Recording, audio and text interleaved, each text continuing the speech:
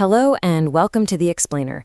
Today, we're going to trace a pretty amazing path, one that goes from deep academic expertise all the way to launching an innovative business. It's a great story about how specialized knowledge can become the perfect foundation for something new and groundbreaking. So, just think about that for a second. It's a question a lot of experts ask themselves, right?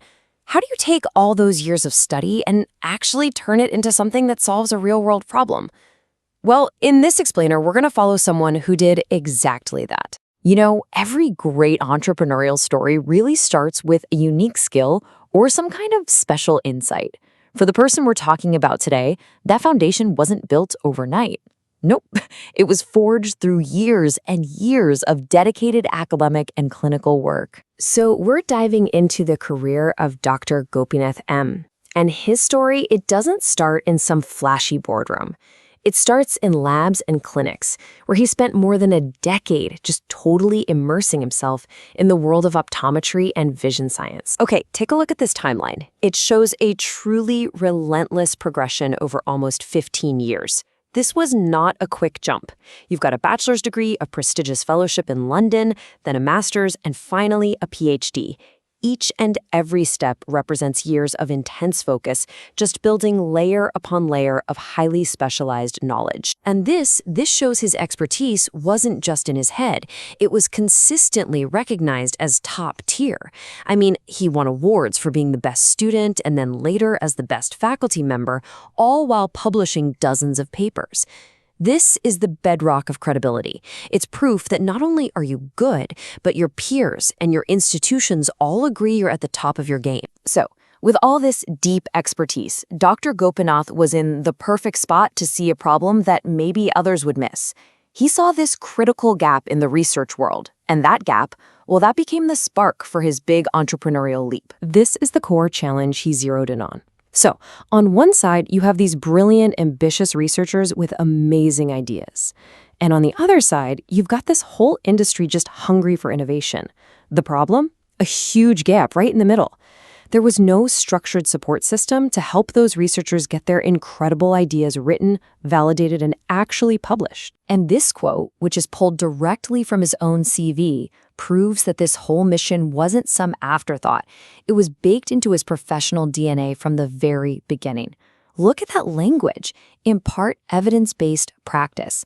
He didn't just want to do research, he was driven to help other people do it and use it. He wanted to be an enabler. Okay, so how do you go from just spotting a problem to actually building the solution? This is that critical moment, the leap from being a researcher to becoming an entrepreneur. This whole journey really required a new kind of identity. He became what you could call an optopreneur, a term that just perfectly captures this blend of deep scientific knowledge with the business savvy needed to build something from the ground up. And so, in May of 2022, he did it. He took the leap and founded Opto Research Consultancy Services, ORCS for short, a company designed specifically to be that bridge for all those struggling researchers he saw. And look, this wasn't just some casual, informal help. He built a highly professional, really structured service. It's a complete support system. It takes clients from their very first rough drafts, helps them refine their methods, edits their manuscripts, and even formalizes the whole thing with a legal agreement. Every single step is covered. Now, this is crucial. This single line from the company's rulebook, it tells you everything you need to know about its commitment to quality. By setting a super strict, high ethical bar from day one, ORCS immediately built trust with the very academic community it wanted to serve. So, the company was founded on a fantastic idea. But did it actually work? Now let's look at the proof.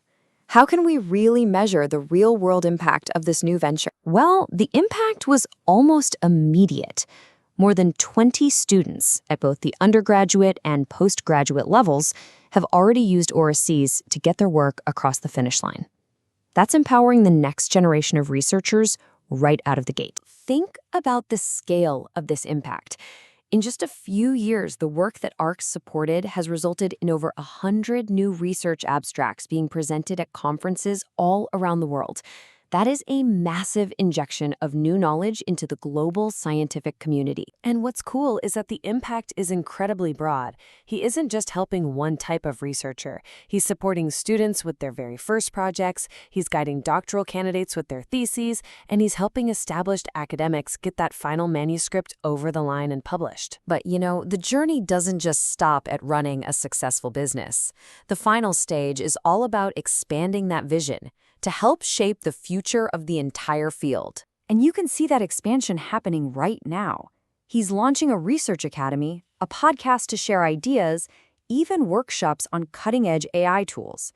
I mean, at this point, he's not just offering a service anymore. He's building an entire ecosystem for learning and innovation in his field. This personal philosophy, which he shared on his LinkedIn, really captures the whole spirit behind this venture.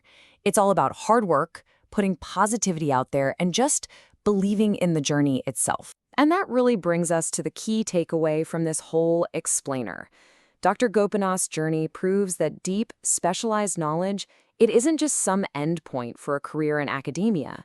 In today's world, it can be one of the most powerful launchpads for entrepreneurship you can ever have. Which leaves us all with one final thought. Take a look at your own unique skills and knowledge. What's the gap that you see? What's the problem that you are uniquely positioned to solve? Thanks for joining us for The Explainer.